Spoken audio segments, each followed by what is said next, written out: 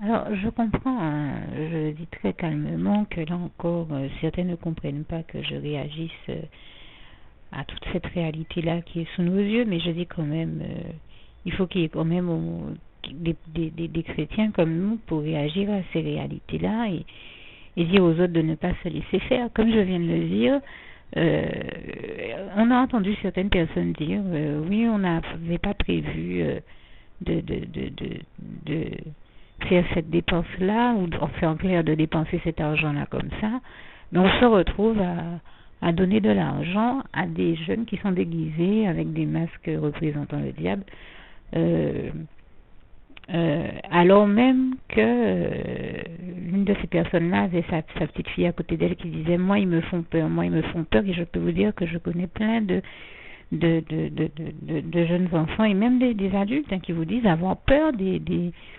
ce qu'on appelle chez nous les masses ou les timas, donc de ces petits masques, de ces petits jeunes déguisés avec des masques représentant le diable. Et quelqu'un de dire oui, on n'avait pas prévu d'utiliser cet argent-là comme ça, de dépenser cet argent-là comme ça, mais bon, c'est la tradition, alors on donne. Mais je dis, mais voilà encore une démonstration même de la forme de tradition. Jésus n'a rien contre la tradition, mais il y a si par tradition on se retrouve à faire des choses négatives et néfastes, à faire le mal, là ce n'est pas normal, et à ce moment-là, voilà le type de tradition que Jésus dénonce et auquel Jésus dit non. Et je m'associe à lui pour dire non à ce type de tradition. Ça veut dire quoi? Qu'au nom de la tradition, on fait le mal? Ben non. Alors là, à ce moment-là, la tradition n'a plus sa raison d'être. Je suis guadeloupéenne, je suis jeune, j'aime ma culture, j'aime certaines traditions de mon pays, mais celles qui n'ont aucune conséquence néfaste et négative, celles qui sont des traditions qui n'entraînent pas le mal ou qui ne le produisent pas. Il faut bien le comprendre là encore. Qu'est-ce que c'est que cette tradition-là? Alors on entend des jeunes qui disent qu'ils n'ont rien à faire, et comme ils n'ont rien à faire, alors ils enfilent des masques représentant le diable pour aller faire peur aux gens. Est-ce que faire peur, c'est quelque chose, faire peur aux autres, c'est quelque chose de positif? Non. Et ils vont jusqu'à vous dire que certains jours, ils font jusqu'à 150 euros d'argent comme ça, de bénéfices. À faire peur aux autres, les autres se retrouvent à devoir leur donner de l'argent, mais ça, c'est du racket. Donc ça veut dire quoi? Que aussi jeunes, ils se retrouvent déjà dans un système où ils vont racketter les autres, et il faut le dénoncer, où en fait ils sont en train de faire de l'argent en rackettant les autres, en leur faisant peur, en les agressant, donc en générant chez l'autre du mal-être, de la peur, de la crainte, de la souffrance, du malaise, des peurs.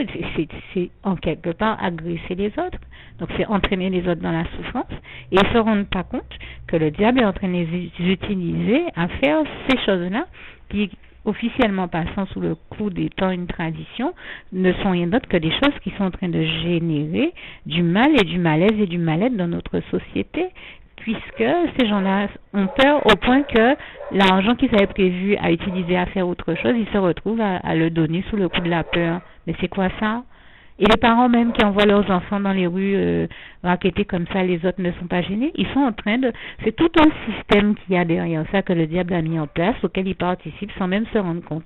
Et tout ça en rapport avec le carnaval, et ça fait partie des dérives du carnaval, d'où le nom d'ailleurs du reportage dans lequel c'est passé. Mais j'espère que le Seigneur Jésus illuminera les yeux de votre cœur, comme il est écrit dans ce passage de Corinthiens, je crois, ou d'Éphésiens, que je lisais hier, et j'espère que je vais le retrouver pour vous le citer tout à l'heure, en complément de ce que je suis en train de dire maintenant.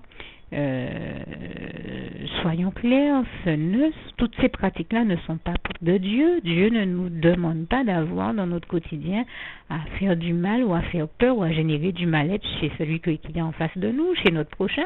Bien au contraire, Dieu est amour, déjà comme il est écrit en 1 Jean 4, verset 8 à 21, et Dieu est celui qui par Jésus-Christ, son Fils, nous a appris à nous aimer les uns les autres, donc aussi à nous comprendre les uns les autres, à nous respecter les uns les autres, et donc à nous faire du bien les uns les autres. Dieu, c'est l'amour, le bien, la paix, la joie, la lumière, la justice par excellence, et je lui rends grâce et gloire pour ça, toute la gloire lui en revient.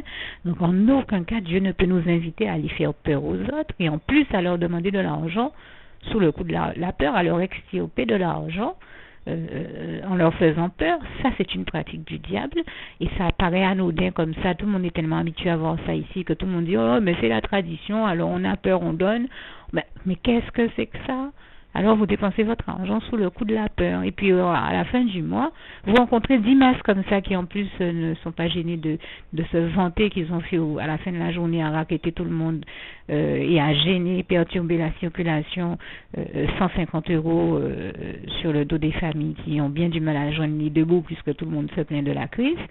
Vous rencontrez 10 masses comme ça, vous leur donnez on ne sait trop quelle somme, et cette somme-là, à la fin du mois, vous la cherchez en vous disant mais comment je vais faire pour réussir à joindre mes deux bouts pour nourrir mes enfants et ma famille, faire vivre ma famille? Ça vous paraît normal tout ça? Eh bien, moi, je vous dis que ce n'est pas de Dieu. Je le dénonce comme faisant partie des dérives du carnaval, une fois de plus. Ça qui était bel et bien le titre de ce reportage qui est passé dans ce journal. Et je le dis encore, je rends grâce et gloire à Dieu qui m'a mis à cœur de parler de toutes ces réalités-là et de parler des dérives du carnaval. Il y a déjà environ 1 an ou 2, en l'écrivant déjà dans ce fameux article, qui m'avait mis à cœur de rédiger et que vous allez trouver sur ma page avec un masque vénitien, je crois, en tout cas italien, de carnaval dans les tons bleus, en illustration de l'article, que vous pouvez lire, c'est le texte, et dessus vous trouverez la date à laquelle je l'ai rédigé, ou en tout cas sa date de parution. Et ça c'est pour l'article écrit, mais il y a 2-3 jours déjà, et puis plusieurs semaines, même depuis le début de la période carnavalesque, le Seigneur m'inspire de parler, d'aborder ce thème du carnaval, et je lui rends grâce et gloire parce que je crois que je suis déjà à au moins entre 10 à 12 vidéos sur le sujet. C'est vous dire quand même que le Seigneur voulait vraiment que cette question soit correctement traitée et abordée, et je lui rends grâce et gloire. J'espère humblement être arrivé à au moins en aborder quelques aspects importants. Et je dis vraiment, il faut que les dérives du carnaval cessent, il faut que tous ces effets négatifs cessent, qu'il y ait un sursaut des consciences et qu'on décide d'utiliser, comme je disais, toutes ces énergies, ce temps-là, ces trésors de créativité et toute cette richesse à bon escient et non pas au mauvais. Ne laissez pas le diable détourner toutes ces bonnes choses pour en faire des mauvaises choses dans le cadre du carnaval. Tout ça peut être réutilisé à apporter des solutions à nos familles, à notre société, à nos jeunes, à leurs problèmes, que ce soit sur le plan professionnel, apporter des réponses pour les jeunes dans le cadre de l'emploi des jeunes, à l'éducation des plus petits, à leur apporter, je ne sais pas, des activités, créer des activités ou des ateliers qui soient constructifs et qui, eux, proposent des activités qui déboucheraient sur quelque chose de concret, ou aideraient les jeunes, ou les moins jeunes, les petits, ou les plus jeunes, ou les adolescents, à faire des activités plus saines que d'aller s'enfiler un masque diabolique sur la tête pour faire peur aux autres. Soyons clairs, il y a des activités beaucoup plus saines et créatives à faire que d'aller faire peur aux autres. Je le disais d'ailleurs, et j'en témoigne encore aujourd'hui, je fais partie des jeunes de la Guadeloupe, de la Caraïbe. J'aime mon île, j'aime ma culture, mais je dénonce des dérives du carnaval, les traditions néfastes et négatives qui ne nous aident pas à avancer, qui ne nous apportent rien, alors qu'il est question d'aller de l'avant avec Dieu, Jésus-Christ et son Saint-Esprit, et de faire les bons choix et de poser les bons actes et de faire les bonnes choses. Il y a des manières beaucoup plus saines d'occuper son temps et ses journées, beaucoup plus saines et créatives, que d'aller se perdre au carnaval à faire les mauvaises choses et en plus à se faire, non seulement se perdre, mais égarer les autres avec soi, ou leur faire peur, ou générer chez eux du mal-être, des craintes, des souffrances, du mal-être et de la peur. Ce n'est pas normal, c'est malsain comme activité d'aller faire peur aux autres comme ça, alors qu'il est possible d'avoir des journées saines, heureuses et épanouies, comme j'en ai eu une aujourd'hui dans la présence du Seigneur, et je lui rends grâce et gloire, avec des activités créatives, mais qui débouchent sur quelque chose, en tout cas sur du concret, et qui nous permettent d'aller de l'avant. Moi, je fais partie de ceux qui aujourd'hui ont utilisé leur temps à avoir des activités saines et créatives, Et je dis, j'ai la sensation, je n'étais pas au carnaval aujourd'hui, mais j'ai la sensation d'avoir passé une bonne journée avec des activités saines et créatives. Et je vous dis que ça existe en Guadeloupe. Il y a des milliers de chrétiens comme moi qui font pareil, qui ne choisissent pas d'aller comme les milliers d'autres personnes au carnaval, mais qui choisissent d'utiliser leur journée sainement par des activités saines et créatives. Alors, vous avez d'ailleurs, même, ne serait-ce que pour donner cet exemple-là, une pléiade de loisirs créatifs maintenant qui peuvent vous permettre d'avancer. Je vous donne un simple exemple. Moi qui suis artiste peintre et passionné de décoration, eh bien, vous pouvez, je donne un exemple comme ça parmi tant d'autres, choisir de recycler des choses et d'en faire des éléments de décoration pour chez vous, ou d'avoir une activité saine et créative, comme je disais, que ce soit en matière de décoration ou autre. Il y a des quantités d'autres loisirs créatifs. Moi, au moment où je vous parlais autour de moi, tout un plateau de choses que j'ai recyclées, recréées pour en faire des objets décoratifs. Et j'ai à la main mon crochet et j'ai créé avec ce crochet-là aujourd'hui, j'ai fini 2 chapeaux, 2 maillots de bain. Et là encore, je parle de maillot de bain correct et pas indécent, entre parenthèses. Je veux dire, il y a des tas de choses à faire. Une amie me disait il n'y a pas longtemps, tu te rends pas compte, ça paraît banal comme ça, quand tu as fait, tu vois, tu m'as dit aujourd'hui tu as fait 2 maillots de bain, un maillot de bain au crochet est vendu 80 €. Donc moi je vois comment je prends plaisir à faire ça. Et pour ceux qui ne sauraient pas comment procéder, vous avez des quantités de tutoriels sur YouTube par exemple. Tous les jeunes aiment le net. Je suis en train de parler du crochet, je donne un exemple comme ça, hein. Je vous donne juste un exemple.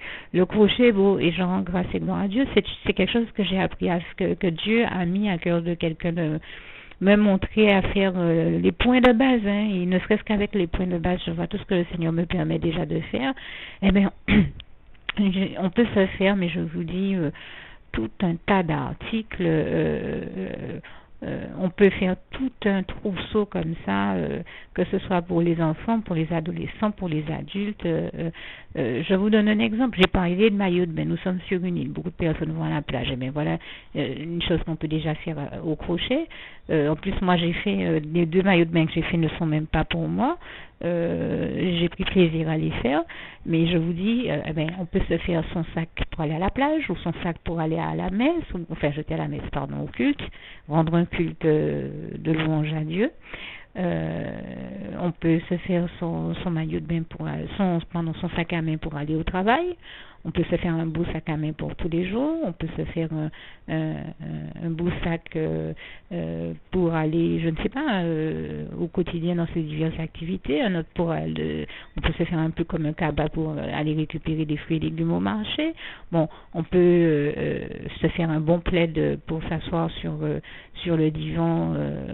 Je ne sais pas moi, regarder le journal d'information ou autre chose, ou lire un bon livre. On peut, et la Bible notamment, l'un des livres les plus édités et les plus lus.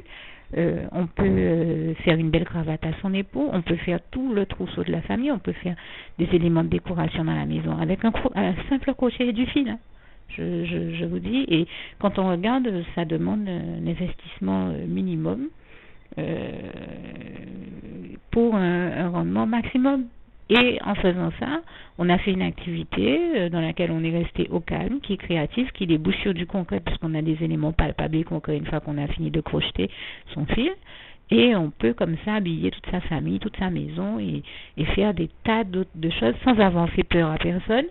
Bon, sauf si on a vraiment un goût déplorable en matière de, je ne sais pas moi, de couleur et de forme et de création, mais ça n'arrive jamais, puisque je rends grâce et gloire à Dieu qui a mis tous ces dons et talents en nous, et je dis ça avec un trait d'humour, je pense que vous l'aurez bien compris, mais Dieu nous inspire toujours les bons choix de couleurs, de formes, de modèles, et je lui rends grâce et gloire. Il y a tellement de bonnes choses à faire, et donc dans mon cas, je suis en train de parler de crochet comme ça, mais je ne peux en parler sans prendre le temps de rendre grâce et gloire à Dieu, à Jésus-Christ et à son Saint-Esprit qui avait utilisé quelqu'un pour me bénir et m'apprendre le crochet quand j'étais une jeune fille, quand j'étais beaucoup plus jeune. Et je suis restée comme ça, vous voyez, 20 ans, sans même... j'avais totalement oublié que je savais faire du crochet, parce que j'ai été prise par d'autres activités. Moi, dans mon cas, je continuais quand même à créer parce que Dieu a vraiment mis en moi, et c'est lui qui m'a permis même de prendre conscience qu'il avait mis ses trésors de créativité en moi aussi, comme il a mis de la créativité en chacun de nous, alors que personne ne me raconte qu'il n'y a rien à faire ou qu'il ne trouve rien à faire. Quand on cherche, on trouve. Le Seigneur même nous l'a appris dans sa parole. En Matthieu 7, il nous dit cherchez, vous trouverez, frappez, on vous ouvrira, demandez, vous obtiendrez. Je rends grâce et gloire à Dieu pour ça. On cherchera toujours les bonnes choses à faire. Et moi, je vous invite à faire les bonnes choses, à faire les bons choix, à poser les bons actes et jamais les mauvais. Et à ne surtout pas aller vous perdre dans toutes les dérives du carnaval au nom puissant de Jésus. Et donc, regardez comment avec un crochet que j'avais même oublié que je savais faire, et bien Dieu m'a déjà permis de faire combien de choses. Une jeune fille ou une jeune dame ou une femme peut avoir tout son trousseau, tous les sacs à main de toutes les couleurs qu'elle rêve juste avec un crochet et du fil. Et un petit peu d'agilité et des connaissances de base. Je peux vous le dire, moi je rends grâce et gloire à Dieu, je suis émerveillée. Dieu m'a déjà permis de réaliser des sacs à main, non seulement pour moi, mais même pour les enfants de mes copines. Attendez, je veux dire, il y a tellement de choses à faire que j'ai du mal à entendre que des jeunes disent eh bien, on n'a rien à faire d'habitude, alors on n'a rien trouvé de mieux à faire que d'enfiler des masques démoniaques à l'effigie du démon pour aller faire peur et terroriser les jeunes du même âge que nous ou de d'autres âges et avec ça faire de l'argent à partir des peurs qu'on a suscitées chez les autres. Mais c'est terrible, ce n'est pas normal. Et encore une fois, arrêtez toutes ces activités négatives et néfastes pour faire les bonnes activités au nom puissant du Seigneur Jésus. Je vous y invite. J'espère que vous aurez bien compris le sens de mon propos et puis arrêtez de vous faire raqueter, arrêtez de donner sous le coup de la peur, comme je dis, un argent qui peut vous aider à développer, à nourrir votre famille, à l'aider à croître. Utilisez plutôt cet argent-là à faire les bonnes choses, à poser les bons actes et à les investir ces sommes-là dans les bonnes choses, les choses de Dieu, ne serait-ce que dans les bonnes œuvres de Dieu. Combien de personnes auraient bien besoin à l'heure actuelle qu'on aide les plus démunis qui sont dans la rue, qui n'ont même pas un repas, et qui n'ont même pas de quoi... en fait, qui ont bien besoin que nous les aidions. Au lieu de les aider, vous voulez me dire que certains sont là en train de donner cet argent-là à des gens qui enfilent des masques diaboliques pour leur faire peur. Ce n'est pas normal, ce n'est pas de Dieu. Et je le dis encore, entendre tout ça, moi, je trouve tout ça tellement effarant que je ne pouvais pas m'empêcher d'en parler parce que je dis il y aurait trop de bonnes choses à faire pour entendre que les mauvais choix et les mauvaises choses sont faites. Il fallait que je réagisse. Merci de le comprendre. En toute bonne intelligence, encore une fois. Alors, vous l'aurez compris, ici, j'ai donné l'exemple comme loisir créatif, des loisirs créatifs en rapport avec la décoration, ou en rapport avec le crochet, mais il y a tellement d'autres choses qu'on peut faire. Je parle de loisirs créatifs féminins ici, il y en a aussi au masculin. J'ai parlé de crochet, de déco, mais vous avez le tricot, le point de croix, la tapisserie, vous avez, je sais pas, moi, il y a tellement d'autres choses que plein d'autres personnes savent faire. Bon, pareil pour les hommes, il y a des tas d'autres activités aussi très créatives.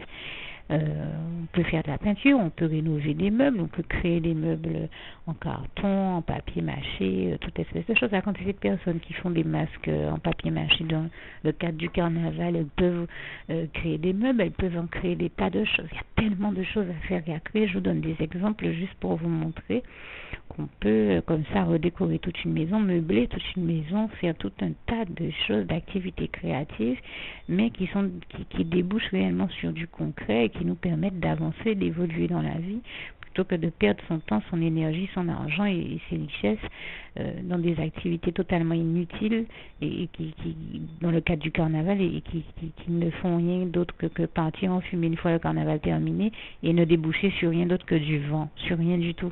Et je dis, c'est effarant, comme je disais, d'entendre des gens dire sous le coup de la peur, eh bien, j'ai donné un argent que j'avais pas prévu de dépenser pour ça, à des petits masques qui me faisaient peur, mais c'est quand même terrible.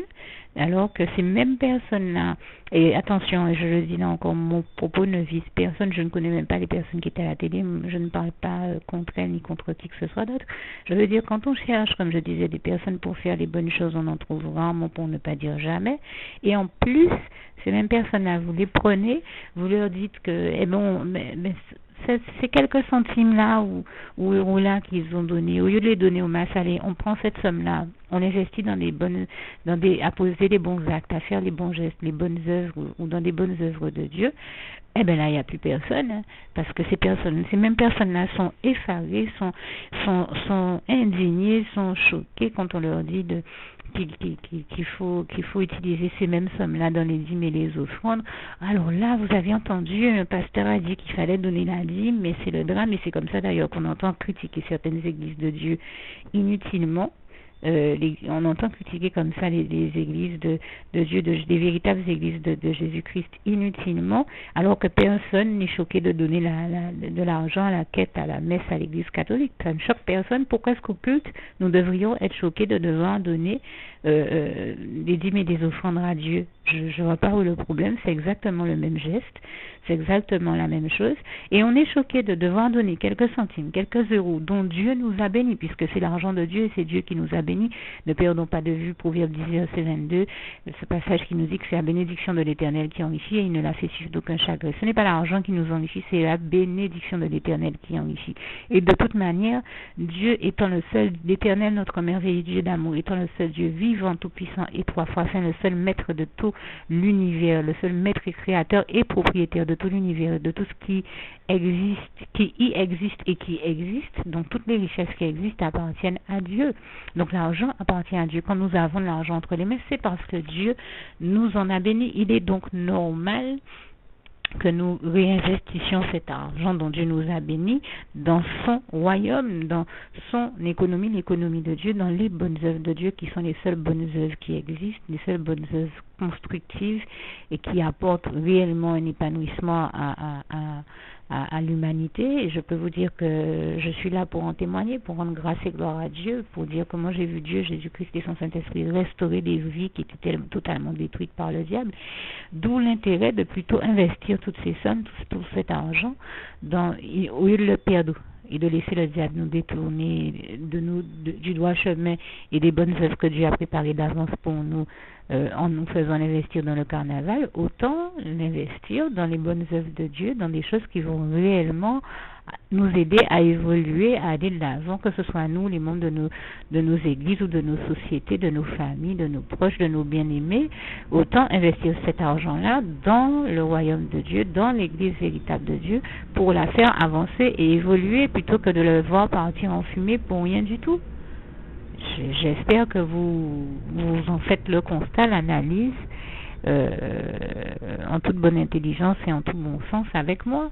Dans le carnaval, cet argent-là ne fait que disparaître et partir en fumée, alors que quand nous l'investissons à l'église, dans l'œuvre de Dieu, eh ben, ça permet à la fin du mois, je ne sais pas, de donner combien de repas à des démunis qui en ont bien besoin, ou de, je ne sais pas, créer une cellule qui permet de récolter d'autres dons ou de je ne sais pas, de faire bien d'autres activités qui permettent de développer et l'Église et les actions menées par l'Église et donc la bonne œuvre de Dieu, les bonnes œuvres de Dieu, de développer les bonnes œuvres de Dieu plutôt que de perdre son temps et son argent à l'investir dans le royaume du diable et dans ses œuvres destructrices, néfastes, négatives, comme je le disais, nous tous et pour l'humanité, alors que seules les œuvres de Dieu sont les bonnes œuvres, les bonnes, les belles, les excellentes et celles qui sont réellement constructives et nous permettent de continuer à aller de l'avant avec Jésus-Christ. Alors encore une fois, faites les bons choix, posez les bons actes, faites les bons investissements, investissez dans l'œuvre de Dieu, dans l'église véritable de Jésus-Christ et dans ces bonnes œuvres plutôt que de perdre votre temps, votre énergie, votre argent, votre créativité et les dons que Dieu a placés en vous, comme il est écrit en Romains 11, verset 29, dans les mauvaises choses. Investissez tout ça, tous ces trésors de créativité, d'argent, de richesse, de temps, d'énergie dans les bonnes œuvres de Dieu, à faire les bonnes choses, à poser les bons actes dans votre marche par la foi et persévérer dans votre marche par la foi avec et pour Jésus-Christ. Au nom puissant de Jésus, je vous y invite au nom puissant du Seigneur Jésus-Christ. Que Dieu vous garde et vous bénisse encore une fois. Alors, vous l'aurez très certainement compris quand je disais tout à l'heure qu'il illumine les yeux de votre cœur. Je faisais allusion donc à ce passage que je vous ai promis de chercher et que j'ai donc trouvé. C'est Éphésiens 1, verset 16 à 23, que je vous invite à lire depuis le début jusqu'à la fin, à savoir du verset 1 à la fin. Mais ici, je voudrais plutôt vous lire donc ce passage dont je viens de citer un extrait, donc Éphésiens 1, verset 16. Verset 16. Je ne cesse de rendre grâce pour vous, faisant mention de vous dans mes prières, afin que le Dieu de notre Seigneur Jésus-Christ, le Père de gloire, vous donne un esprit de sagesse et de révélation dans sa connaissance, et qu'il illumine les yeux de votre cœur, pour que vous sachiez quelle est l'espérance qui s'attache à son appel et quelle est la richesse de la gloire de son héritage qu'il réserve aux saints. Gloire à Dieu pour cette réalité. Donc je me suis arrêtée, je vous ai lu Éphésiens 1, verset 16 à 19. Je me suis arrêtée au verset 19, mais n'hésitez pas à lire jusqu'à la fin ce passage qui est très enrichissant également. Oui, alors tout à l'heure, je vous citais également le passage de Matthieu 7 et je vous ai dit certainement aux alentours du verset 14. Et donc, il commence même au verset 13, ce passage qui dit « Entrez par la porte étroite, car large est la porte, spacieux est le chemin qui mène à la perdition. Il y en a beaucoup qui rentrent par là. Mais étroite est la porte, resserré est le chemin qui mène à la vie, et il y en a peu qui les trouvent. Gardez-vous des faux prophètes, car ils viennent à vous en vêtements de brebis, mais au-dedans ce sont des loups et des ravisseurs. Vous les reconnaîtrez à leurs fruits, cueille-t-on des raisins ou des fruits sur des épines ou des figues sur des chardons. Tout bon arbre porte du bon fruit, mais le mauvais arbre porte du mauvais fruit, nous enseigne le Seigneur Jésus-Christ, donc en Matthieu 7, versets 13 à 17 que je vous ai lu. Et gloire à Dieu pour cette réalité. Il précise même au verset 18, un bon arbre ne peut porter du mauvais fruit, et ni un mauvais arbre porter de bons fruits. Et tout arbre qui ne porte pas de bons fruits est coupé et jeté au feu. Verset 19. C'est donc à leurs fruits que vous les reconnaîtrez. Verset 20. Je vous ai donc lu Matthieu 7, versets 13 à 20.